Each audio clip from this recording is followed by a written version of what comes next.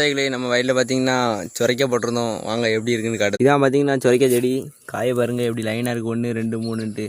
ஆனால் இதோட ஒரு சோர்வான ஒரு விஷயம் என்ன பார்த்தீங்கன்னா, இங்கே பாருங்கள் நம்ம சுரைக்காய் பூரும் மயில் கொத்திடுது. சுரைக்காய் செடியை மட்டும் விட்டு வைக்கலை, இன்னொரு செடியும் காட்டுதேன் பாருங்கள். காயெல்லாம் கிடக்கு சுரைக்காய். அங்கே பாருங்கள், இந்த 1 இந்த 2 பரவாயில்ல. சுரைக்காய் நல்ல காய்ப்பு தான் நமக்கு. மயில் பார்த்திங்கன்னா நம்ம தான் அதுக்கு காவல் கிடக்கமா, இல்லை அது நமக்கு காவல் இருக்கான்னு தெரில. அந்த ஒரு மயில் பார்த்திங்கன்னா பார்த்து மேய்ஞ்சிக்கிட்டு இருக்கு. அதில் பாருங்கள், நம்ம பார்த்திங்கன்னா அது எப்பவும் போவோம், நம்ம இருக்கோம். அது என்ன நினைக்கின்னா, அது எப்பவும் இவன் போவான், நம்ம சாப்பிட்லாம் அப்படின்னு நினைக்கி.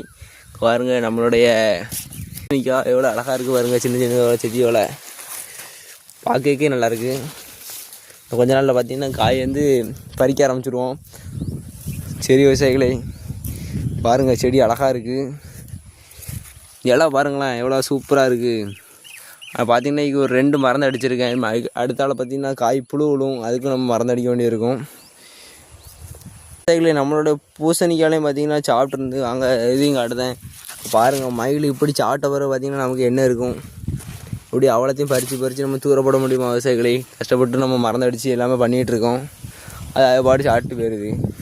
பக்கம் பார்த்திங்கன்னா காய் நிறைய காய்ச்சிருக்குன்னு சந்தோஷமாக இருந்தாலும் பார்த்திங்கன்னா ஒரு பக்கம் பூருமே மயில் பூரும் கொத்தி சாப்பிட்டு போகுது. சரி, அதுக்கு என்ன பண்ண முடியும்? இயற்கையோட எதிர்த்து நம்ம எதுவுமே பண்ண முடியாது. சரி விவசாயிகளை, அடுத்த வீடியோவில் பார்க்கலாம். பாய்.